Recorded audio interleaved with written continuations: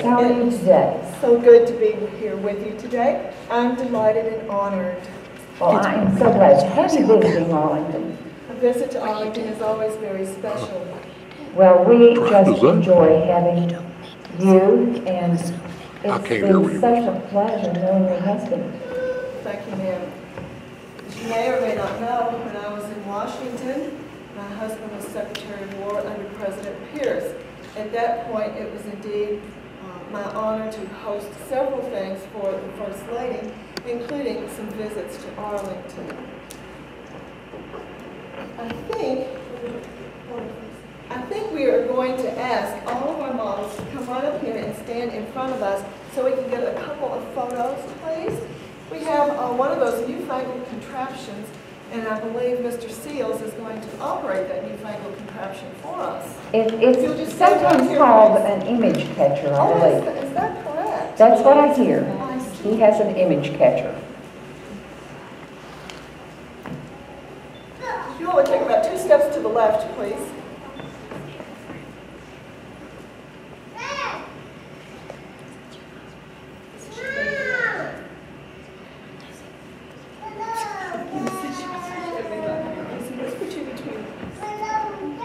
Right there, yes.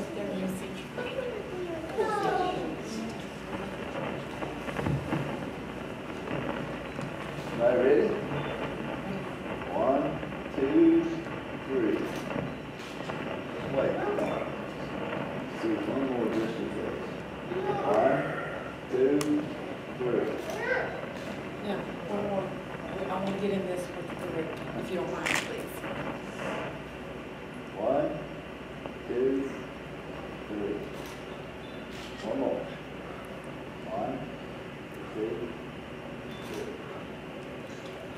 Thank you, sir. I would like for... Speak close to me. Yes, you are magnified. I would like for Mary, Angela, Maddie, and Lucy to come on up on stage, please.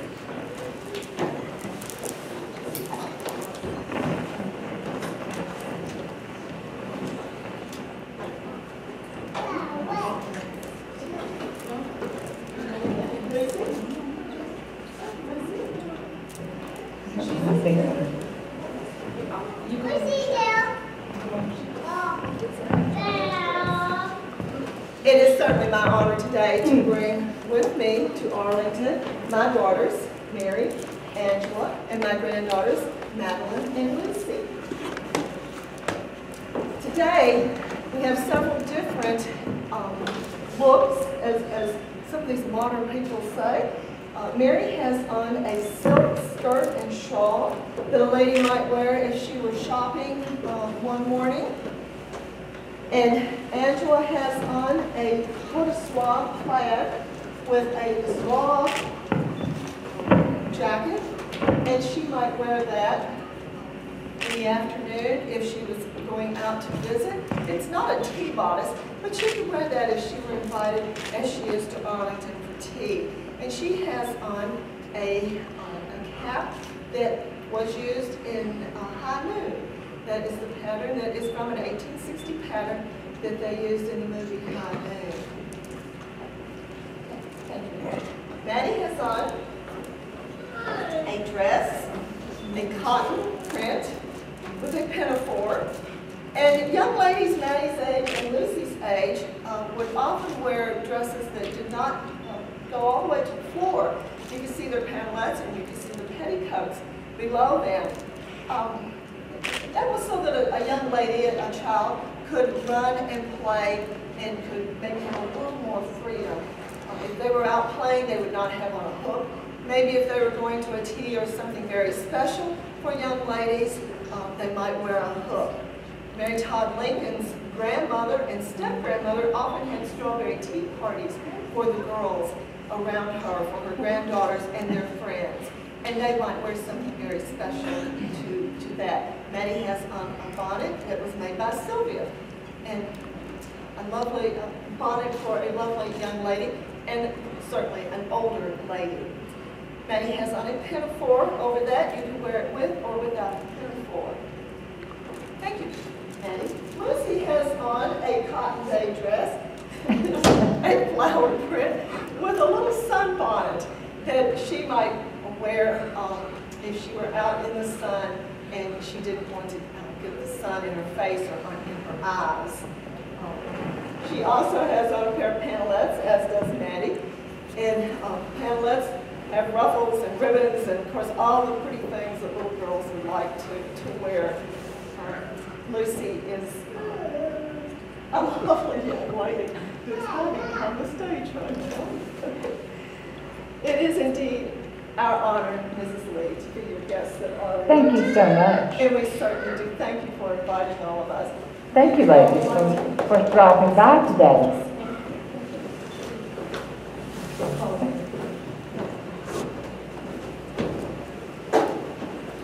And now we have some other guests, I believe, that are stopping by. Please come in.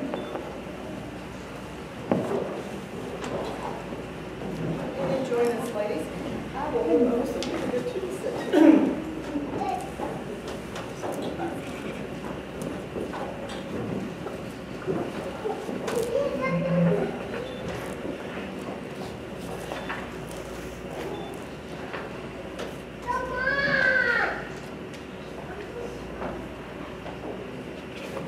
All right, today we have with us Miss Jackie.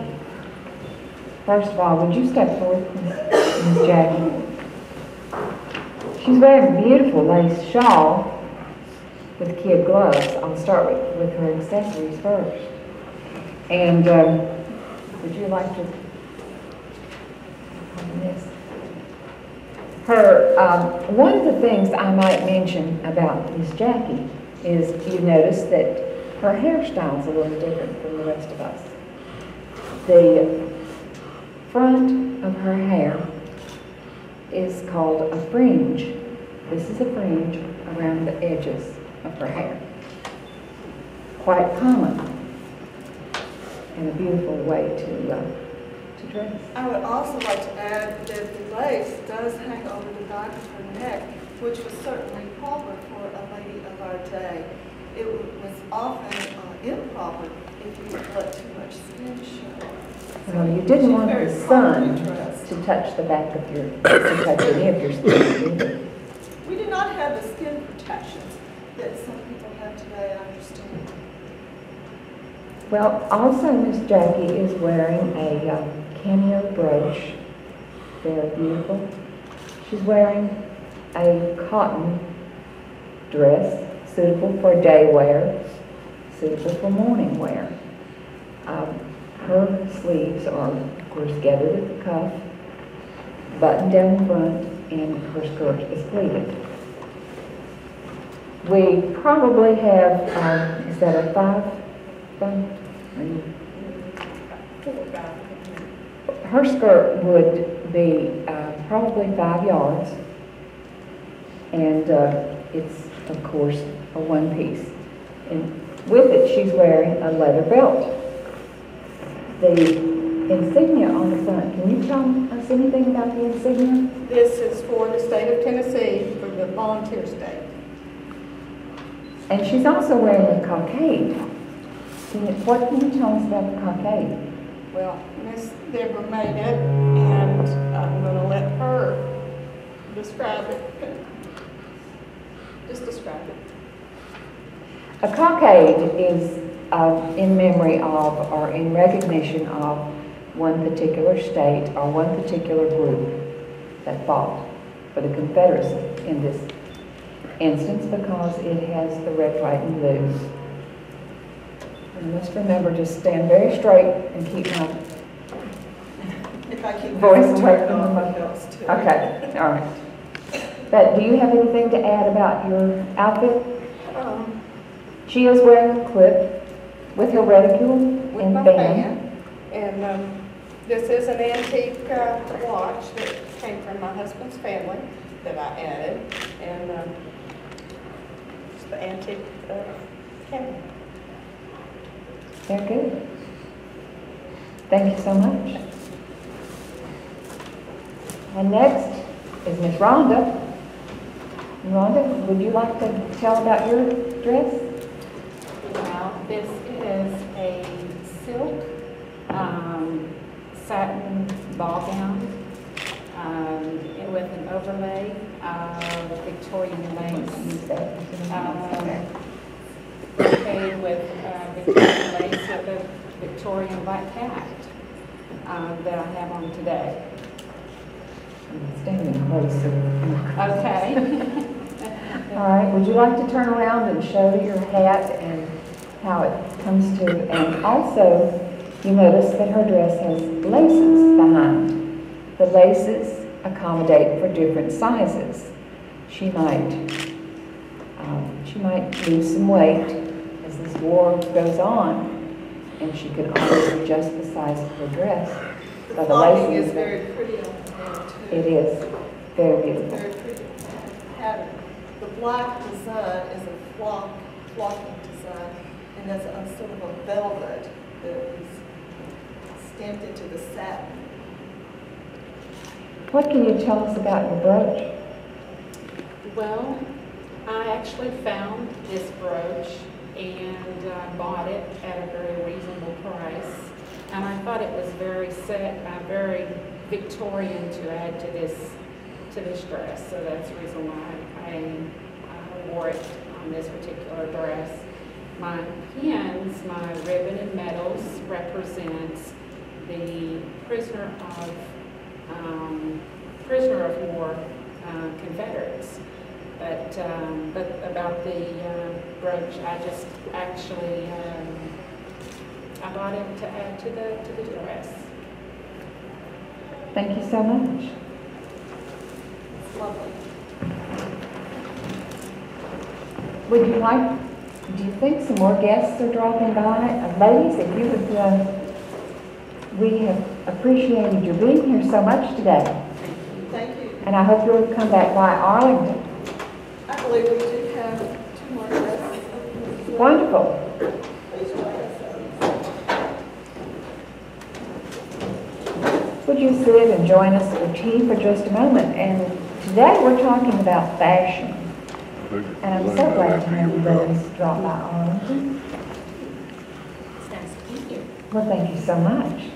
We just enjoy having all of these lovely ladies come by, and I'm sorry the family couldn't be here today. I know my husband Robert would enjoy so much meeting all of you lovely ladies because he does like the ladies.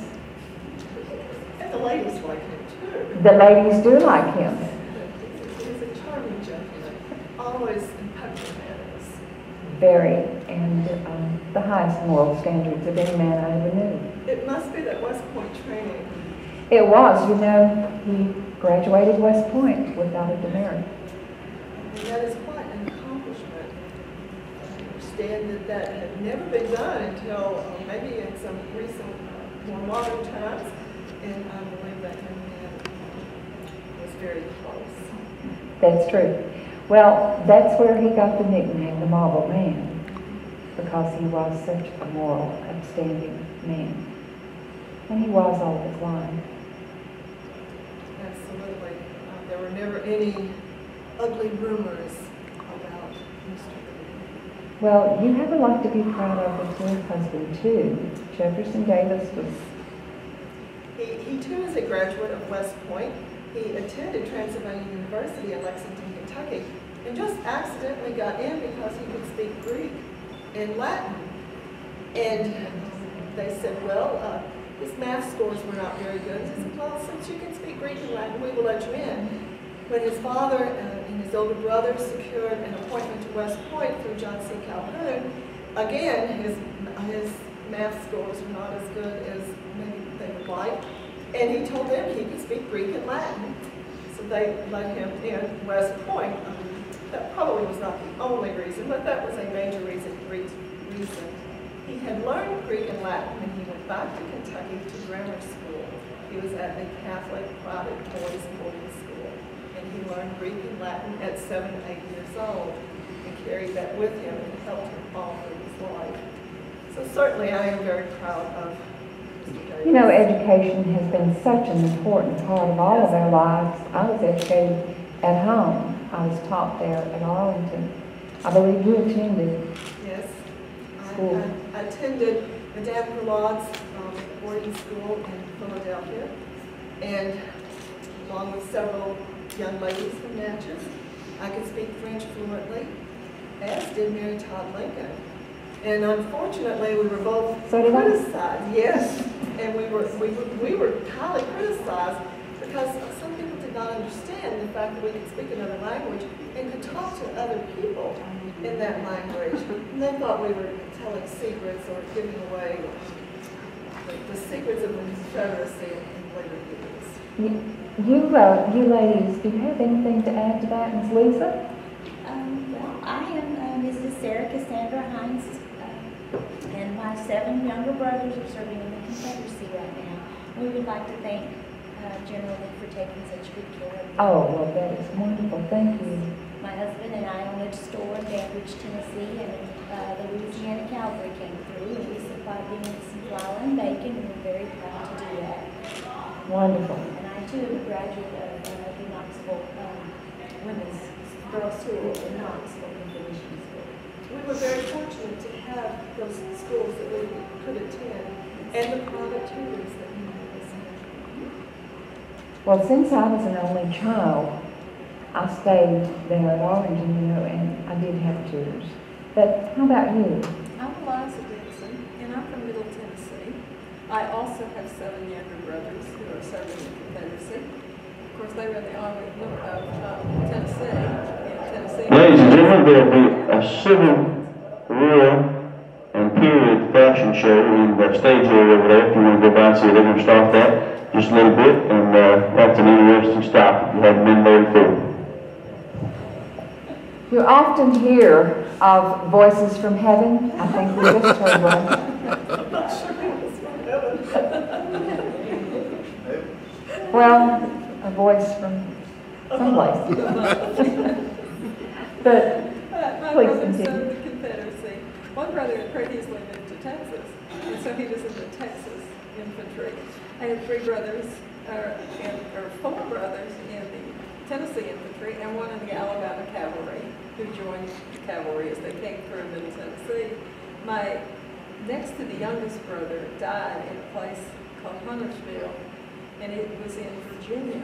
And I understand that someday it's going to be part of another state, but you know how the Yankees are still in our states. But it was Virginia when he left. He is buried up there. He died of disease. Several of our boys went up there and died of disease. They never saw that. But in his last letter home, he talks about General Beauregard, and they heard all about the greatest battle that had ever been fought, which of course we know was First Manassas. He wasn't naming it in the letter, but he just talked about this big battle with General Beauregard was in. But my brothers all served. One ended up in Camp Douglas, and he survived. Unfortunately, after the war, came back to Nashville, and a year later, cholera did what the Yankees couldn't. The diseases were terrible. We're terrible, twice as many people died of disease. But in Middle Tennessee, life was hard, and up near the Kentucky border, as far up as we were under occupation a good deal at the time. So we had lived with great privations and under military rule for so much of the time. But we are very proud of my 7 brothers who fought. As you My should be. 8th brother did not fight, but he was an amputee before the war, so he just had to do his part, take care of his family at home. Which was an important Yes. thing to do too. Yes. And our family was founding members of the Smith's Band Methodist Church, which is still there. We were all in Jackson County, all born in Smith County, but we were very proud to be in Middle Tennessee, and real proud of my brothers. Oh, I'm sure. And you said you had 7 brothers also? 7 brothers. The oldest one is Captain George H. Hines. He served in Vicksburg, was captured along with his brothers, and they were released. One brother, John Hines, he was killed in the Battle of Piedmont. The brothers wrote back and said that he was charging the enemy and he was shot. put his face to the enemy, so he was fighting hard when he passed. Does that give you comfort to know that he was there Yes, it protecting does. the Confederacy Yes, it does. and fighting for your state? Right. How wonderful. How wonderful. Well, look who is here. Forgive me, I did not know you had company. Mrs. Davis, good to see you. Forgive me, I do not have my gloves on. We're delighted to see you. and We happy for you to just join us. mentioned that you would be so delighted to be here today and see the lovely ladies as they talk about their dresses. It feels like an old thorn among these beautiful roses. How wonderful it is. Ma'am, I do not believe I have played for your company. Would you introduce yourself, please? I'm Eliza Dixon. I'm from Middle Tennessee, from Jackson County. Okay. And served, and my brother served the Confederate forces. Welcome to our humble road. And young lady? This is Sarah Cassandra Hines Duncan. I too also have 7 brothers that serve in the Confederacy as we speak. Give them my compliments and my prayers are with them. And I must always say hello. Please do not try to get up my damn age if you're married. It's always good to see you. It's so good to have you home, Well, so it is good. I have talked to my husband, and as you notice, I'm not just my normal attire, That's but why I had to meet with him, and I thought this more appropriate because, well, he is our commander-in-chief in reality. But please continue the conversation. I just wanted to come by and let her know I am back and forth. very good. I'm so glad to see you and to know that you're well. Well, We've had several visitors today, so oh, really? it's been a delight to have some of the ladies and some of the children stop. You know how I love it if people like, excuse me. I have already commented on the same thing, sir. We all acknowledge that you appreciate. I appreciate the beauty of the ladies, and if you had seen my army, you obviously would know which company I prefer. some of our soldiers would rather ragged, so am I. But, it is good. But please be careful out there. And are you traveling all the way to Tennessee? It's in Middle Back- Tennessee, yes, sir. Some of the rails are unfortunately blocked, so please be careful traveling. Are you from Tennessee as well? Dandridge, Tennessee. Be careful. It has now become checkerboard, and we have some issues to try to correct it. I must apologize. I just wanted to come let you know I am safe. I talked to Bruni. Oh, He's doing good. well. Yeah, he's doing much better. And I talked to Siccus Augustus, as we call him, as you know, that's our youngest. And he came up to me, man. I was riding on my horse, and this young soldier came up to me and said, General, sir, I need to speak to you. I was in kind of hurry, and I got a little gruff with him. I said, sir, Private, what is it? And he looked at me and said, Papa, do you not recognize me? And I looked down, and it's my son. He was so blackened from the powder. You know, he's with the Rockbridge Artillery. Yes. I felt bad, and I thought, from now on, I will need to greet every one of my soldiers in a positive manner. And my importance is not that much as their sacrifice is great. Ladies, if you would excuse me. I will continue to send socks as we get near. Please do. And may I remind you that most of our soldiers have 2 feet? Sir, have you received socks or just Beth, one? I count the socks, and sometimes she sends an odd sock. Well, maybe someone might lose one. Well, That might be- just keep that one until the next order. Ladies, it's wonderful meeting you, and welcome to our humble abode. If you excuse me. Thank you for stopping I'm going out by. the back side. I want to speak to the old nurse. I want to see how she's doing. If you excuse me. Very good. Well, that was quite a surprise. You know, I don't often see my husband. He drops by when he can, and I send messages to him as I'm able to. We have had a difficult time during this war. But, ladies, continue. You were telling us about your family, your 7 brothers. You know, we have 7 children too. We don't have all sons. We have 4 sons and 3 daughters, and all of our sons are away at war. They enlisted and joined the father. And in fact, our entire family did, even though the daughters are at home, except Mary. She travels quite a bit, and we seldom know where she is, but that's our oldest daughter. But do you have children? I have 9 children. Actually, my parents, I was the oldest of 11, and with the 8 brothers and the 3 sisters, one of my sisters unfortunately married a Yankee. Oh. That has been a horrible thing for her to be praying that her husband and her brothers do not meet on the same battlefield. Many of us have relatives who are fighting with war as well, and it is very sad. Very trying. I like to point out that none of my brothers are slaveholders. However, my sister, whose husband is the Union soldier, they are the slaveholders. And I do like to point that out because so many people have these false ideas about who and why we're fighting. But I would also like to make a point, while we were all educated just back in Middle Tennessee, no fancy schools or whatnot, our parents believed highly in education. And all of my brothers could read and write and so forth. One brother was a lieutenant, and I'm sure that helped him get the position I'm sure. Because he could read and write.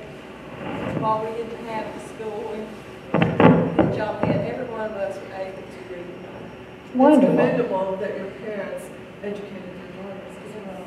Well, we'd like to see a little bit more of what you're wearing today. Would you come up and show your beautiful outfit and tell us just a little about it? It is a day dress. It's what ladies would normally wear during the day. It's made of satin material and Covered satin buttons also. covered satin buttons with a brooch. And your headdress is just beautiful. That's a pleated ribbon. And of course, she has her curls pulled back into the back as is appropriate once you're an adult.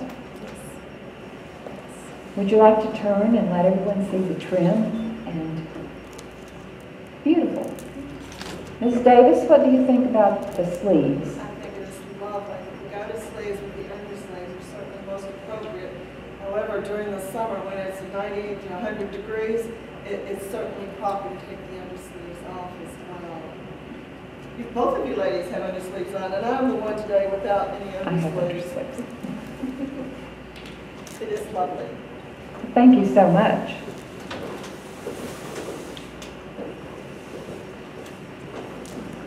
My dress is 2-piece, and it's cotton, of course. I have a little plainer of a attire coming in all the way from Middle Tennessee, traveling the roads, as the general said. Of course. I brought my basket that I made, and to try to gather some supplies to carry back. I'm wearing crocheted mitts. They have no fingers. My collar is crochet, which is very common adornment. Did you crochet that yourself, Mother? I didn't. That was from a friend. It's lovely. She's very talented. She is, and your mitts are beautiful. I was admiring them while sitting there. Thank you. Also from a friend, I do not crochet that well myself. Well, my cap is a Glengarry cap. Since so many of us have the Scots heritage, Glengarry caps were popular, and I enjoy wearing my Glengarry cap, and it's very comfortable, and yet I have my head covered as proper. So, Is your dress a one-piece no, or a it is two-piece? 2-piece. It is 2-piece. It's a two-piece. My sleeves are full. It's a 2-piece. You might notice that the shoulders are dropped, and there's a particular reason for that. There are 2 or 3 reasons. One is it makes the shoulders appear wider and the waistline smaller. It's also done because you can cut from a straight piece of fabric without wasting any by cutting sleeves. It is a lovely day dress and very easy to take care of. Certainly that is important during these difficult times. Certainly. Fabric is not always readily available. And when you get enough fabric to make a whole dress, a whole garment out of the same piece of fabric, you can and it has a gray color too. Absolutely. Gray is my favorite color. Definitely. Well, thank you so much for coming by. So welcome. It was so nice meeting y'all. Thank you for having me. Please come back. We do have one more lady who has joined us. Would you like to come up and visit with us a moment?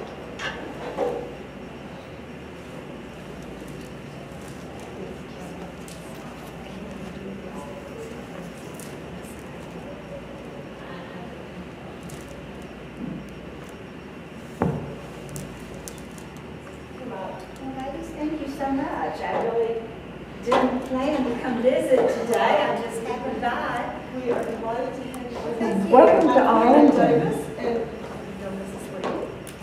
Lee. Yes, I did. Would you like to tell us about your lovely dress? I am just admiring this carriage, please. The Yes. tiny pleats, the gauging, yes. Did you make this now? No, ma'am. I have a dressmaker that makes my clothing, but this is, I'm from Tennessee also, and this is a summer sheer, and it gets very, very hot and muggy in Tennessee in the summer. So this dress is made from a very soft material. Would you like to feel it? I feel like a cloud Oh, when I'm wearing so it. soft. It's not Right. And the air can go right through the sleeves, and it is made of the same style that some of the other ladies had, where it's the straight sleeves that are sewn into the shoulder and then sewn into the And cuff. I must apologize, I said carriage pleats. Those are not carriage pleats. They are, that's gauged gathering. It's a little bit more difficult to It is more difficult, to sew that. but it is beautiful. But my dressmaker is a fine lady. She and, has done a lovely she job. does some beautiful work for me. I have a little chemisette here at the top to cover the top. And as I heard the lady say earlier, in the summer, with the summer shears and things like that, the styles are a little bit different from the ones we wear all year long. You are allowed to wear pagodas without the undersleeves, a little bit lower in the neck in the summertime, just for coolness sake. But certainly not too revealing. Not too revealing. Oh, no, not at all. Well, thank you so much for dropping by, and I hope you'll come back. Well, thank you so much. So nice to meet you. And I'm sorry I'm not appropriately dressed with my bonnet and my gloves, but thank you so much. Thank you. Ms. Davis, you have a beautiful dress. This, yes, is a silk satin with a beautiful embroidery on it. I did not embroider all these flowers myself, I'm afraid. The fabric came with sometimes we have border prints and things like that that are embroidered on the fabric. This one is very special in that She has a most versatile dress. a lot of times people will give us things, especially in the Confederate White House, to use for ourselves or to use for the family or other people. If I have enough fabric to do, again, a skirt, and this one is a walking jacket that I might wear in the afternoon for something special, or if I were going to church and it was a cooler day, I might put this on. It is not made to wear something under it. And I have another piece to this outfit, and I thought I would show that to you. Again, this is not a jacket that would go over this. The thing about this is that you can take one skirt and make two complete outfits. I had just barely enough fabric left to do a ball gown bodice. And I was able to put this together to go with it so that I could wear it in the evening for a ball or something very special. And it too has the closure in the back. This one has a hook and eye closure. It is not made quite like your blue gown. If I gain weight or lose weight, I'm in a bit of a spot. I would have to work on the hooks and eyes in the back. But it's something a little different that I can wear for several different occasions, several different possibilities. I have a reticule and a fan pocket, and the fan pocket also has some satin roses on it. I understand that's an art that is just beginning to be popular Yes, it is. by using sometimes ribbon Yes. to make roses Ribbon or roses. decoration for your attire. You can put them on your headpieces, on your reticule. I also saw a beautiful gown with a beautiful bouquet of roses, satin ribbon roses. I believe Mrs. Lincoln has one like that, Something doesn't she? similar, yes. Of course, she would have maybe some items given to her to try that we might not have in the South just yet. Well, you know, Mrs. Lincoln and I use the same dressmaker You did, sometimes. as did I. As did you. Elizabeth Keckley in Washington. And that was a very interesting coincidence. Wasn't it? When we left Washington and Mrs. Lincoln arrived in Washington, then she was given Mrs. Keckley's name. And I will talk about your lovely gown. This is a walking jacket, a beautiful, again, a beautiful silk. It is a gorgeous color. I prefer the more Full somber skirt colors. and lovely trim. And a beautiful collar, too, that is not crochet. No, this is Battenberg lace. Yes, Battenberg lovely. lace became well known, I believe, in France in the beginning. It has been used since the 1700s. And this is an imported collar that is one of my favorites. Thank you so much for noticing that. And I appreciate being included today in your lovely tea.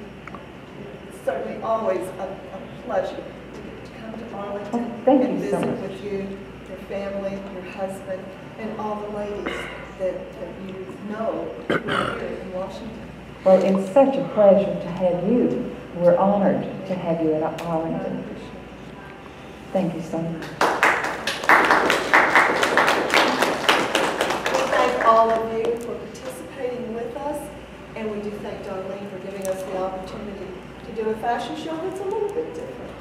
I wanted to put a spin on the traditional modeling show. I didn't want us to come out here one-on-one. You describe it, turn around, and walk away. I wanted to put some character in it and let it be more interesting, a storytelling time, and learn a little bit about the world between the states. And to say thank you, we do have goodie bags in the back corner for each of you to take home with you today. And I do like to thank Miss Lee and Miss Davis for coming and hosting our show, our program, and Mrs. Lee Powder. Thank you, and have a good day. Thank you. Are the goodie bags for They're right here in the corner. are they for the models or Yes. for the models? All right.